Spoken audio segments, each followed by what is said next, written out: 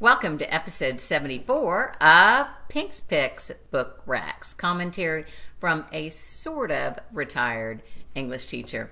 If you are a fan of World War II fiction that features female protagonists, like I reviewed in episodes 9, 36, and 50, The Nightingale, Lilac Girls, Atomic City Girls, Daughter of the Reich, The Alice Network, The Postmistress, The Only Woman in the Room, I have two more winners for you.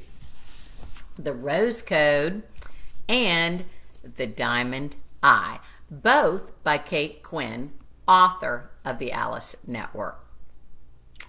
Quinn writes, "It's sometimes said that World War II was won with British intelligence, American steel, and Soviet blood.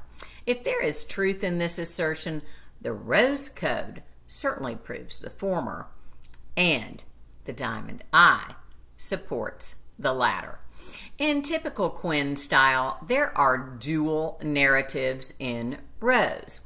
The first is established in the prologue set 12 days before the royal wedding in 1947. The beautiful Osla Kendall, society columnist, heiress, and long-term wartime girlfriend of the soon-to-be Prince Philip, is panicking over what to wear to her ex-beau's nuptials when a cryptic note arrives from a former friend with whom she's had a dramatic falling out. The second story begins after the Dunkirk disaster. Denmark had fallen, Norway had fallen, Belgium had fallen, France had fallen.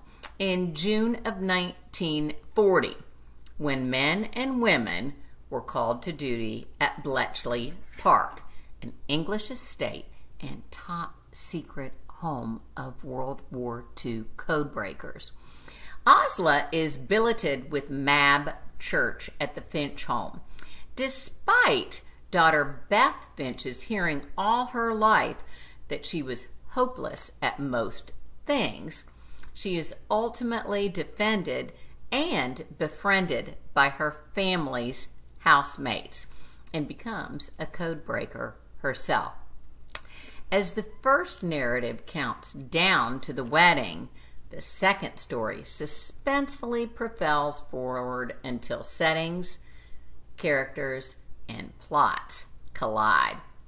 In her author's note for I, Quinn writes, "Odds are you've never heard of Lyudmila Pavlichenko. A few years ago, I hadn't either, until research for another book led to the astounding story of a Soviet sniper who was responsible for at least 309 kills during World War II, took America by storm during a publicity tour in 1942, hobnobbed with Hollywood stars, and became White House besties with Eleanor Roosevelt. The 5'1" Lady Death was a warm, funny, charming bookworm and loving mother who was denied military decorations early in her fight, presumably for rejecting the sexual advances of her senior officers. After a victorious 3-day duel with a German sniper catapulted her to fame, she finally got the recognition she deserved. The Diamond Eye is also written with Quinn's dual narrative structure.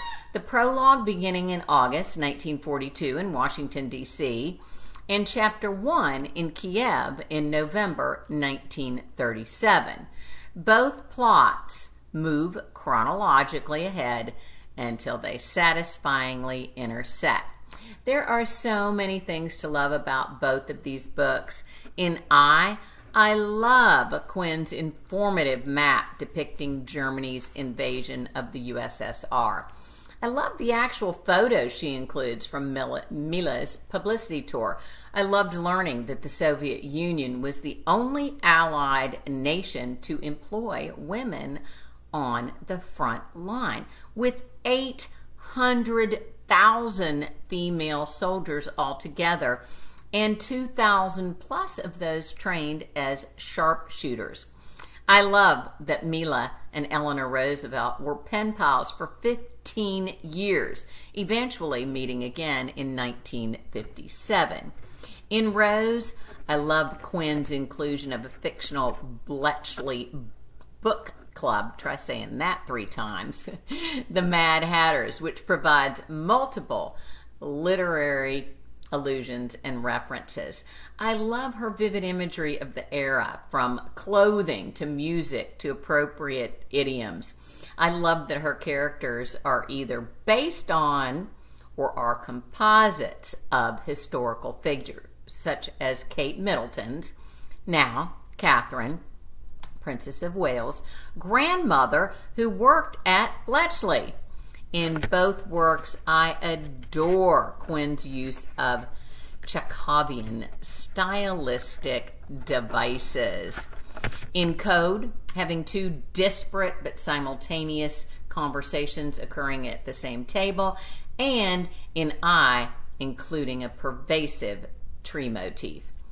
Rose, a page-turner, deserves an A+. I doesn't move quite as fast, but is still titillating and gets also an A. Next time I'll be discussing, I apologize for not doing it today because it should have been next in line, but I wasn't quite ready to review Amor Towles's The Lincoln Highway. Until then, stay safe in this incoming storm, but don't forget to do your homework. Bye-bye.